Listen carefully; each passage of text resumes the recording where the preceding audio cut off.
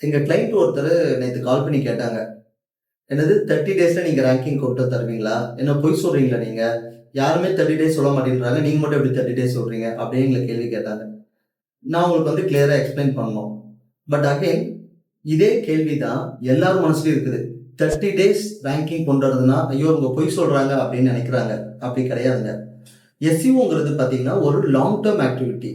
யாருக்கு கிட்டத்தட்ட 10 வருஷம் எக்ஸ்பீரியன்ஸ் இருக்கோ, அவங்கனால எஸ்இஓவ ப்ராப்பரா புரிஞ்சுக்க முடியும். ஸோ நாங்க என்ன பண்றோம்னா, ஒரு 30 டே சேலஞ்ச் வைக்கிறோங்க எங்களுக்கே. இப்போ ஒரு கிளையண்ட் டாக்டர் ஜமுனாஸ்ன்னு சொல்லிட்டு ஒரு கிளையண்ட்டுங்க கேரளால இருந்து எங்களுக்கு ஒரு எஸ்இஓ ப்ராஜெக்ட் குடுத்துருக்காங்க. அவங்களுக்கு நாங்க குடுத்திருக்க கமிட்மெண்ட் 30 டேஸ்ல கூகுள் ஃபர்ஸ்ட் பேஜ் ரேங்கிங்க.